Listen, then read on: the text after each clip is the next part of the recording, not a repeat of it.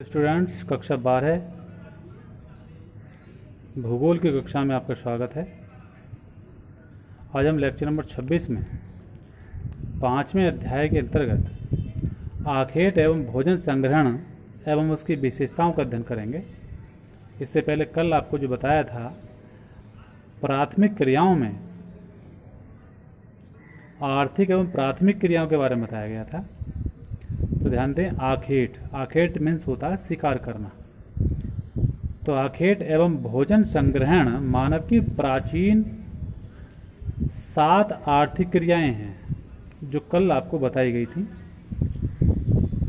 मानव सभ्यता के आरंभिक युग में आदिम कालीन मानव अपने जीवन निर्वाह के लिए निकटवर्ती वातावरण पर निर्भर रहता था। जो उसका वातावरण था आसपास का, उसी के ऊपर उसे निर्भर रहना पड़ता था। उससे अपनी आवश्यकताओं की पूर्ति करनी पड़ती थी। उसका जीवन निर्वाह 2 कार्यों द्वारा पूरा होता था। पहला, पशुओं का शिकार करना, यानी आखेट जिसे कह देते हैं, और दूसरा था अपने निकटवर्ती जंगलों से खाने योग्य जंगली पौधे एवं कंदमूल को इकट्ठा करना, अर्थात एकत्रित करना।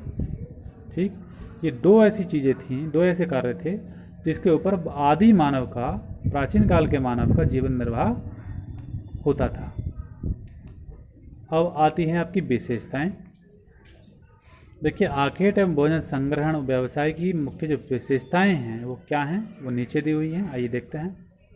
सबसे पहले है, आखेट और भोजन संग्रहण का कार्य आदिम कालीन समाज के लोग किया करते थे। आज का जो वर्तमान मानव है वो इन चीज़ों पर निर्भर नहीं है, आखेट इत्यादि पर, शिकार इत्यादि पर। उसके लिए आज बहुत सारे रास्ते यानी मार्ग खुल चुके हैं। लेकिन प्राचीन काल की अगर बात करें तो ये दोनों कार्यों पर ही निर्भर थे, इसलिए इनकी विशेषताओं में से सर्वोपरि मानी जाती है। दूसरा, ये लोग अपने भोजन, वस्त्र एवं शरण की आवश्यकताओं की पूर्ति हेतु पशुओं एवं वनस्पति का ही संग्रह करते थे। क्योंकि प्राचीन काल में जब कपड़ा तैयार नहीं था तो पशुओं की जो खाल हुआ करती थी या वृक्षों के जो पत्ते हुआ करते थे, उन्हीं को अपने वस्त्र के रूप में प्रयोग में लाते थे। अगर हम भोजन की बात करें तो भोजन शिकार करके और वनस्पति से, पेड़ पौधों से फल फूल एवं कंदमूल, फल फूल एवं कंदमूल इत्यादि इकट्ठे करके अपने आजीविका चलाते थे। इसके अलावा ये लोग भोजन की तलाश में दर बदर भटकते रहते थे, वनों में, जंगलों में, जगह जगह भटकते रहते थे। इनको अपना भोजन इकट्ठा करना या प्राप्त करना बहुत ही कठिन कार्य था। ये लोग छोटे छोटे समूह में रहते थे, जिसकी वजह से इन्हें जंगली जानवरों से भय लगा रहता था। अगला, ये लोग शिकार के लिए भालों तथा तीर कमान का प्रयोग किया करते थे। पहले इतने ज़्यादा अत्याधुनिक हथियार नहीं थे। अपने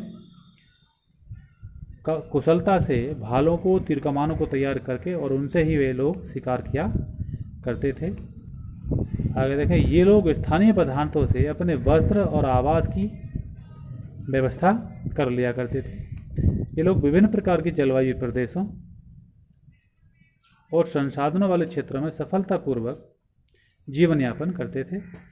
इन्हें बहुत ही सहनशीलता थी। प्रत्येक प्रकार की जलवायु के जो प्रदेश हैं, उन प्रदेशों में ये लोग अपने छोटे छोटे कबीले बना करके, डेरे डालकर रहते थे।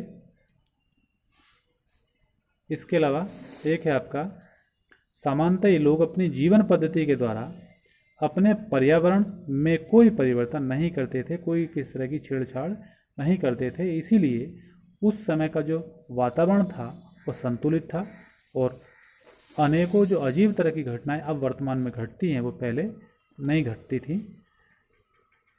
तो इस तरह से आज इतना ही बच्चों। इसके आगे कल आपको पशु चरण के बारे में बताया जाएगा। धन्यवाद।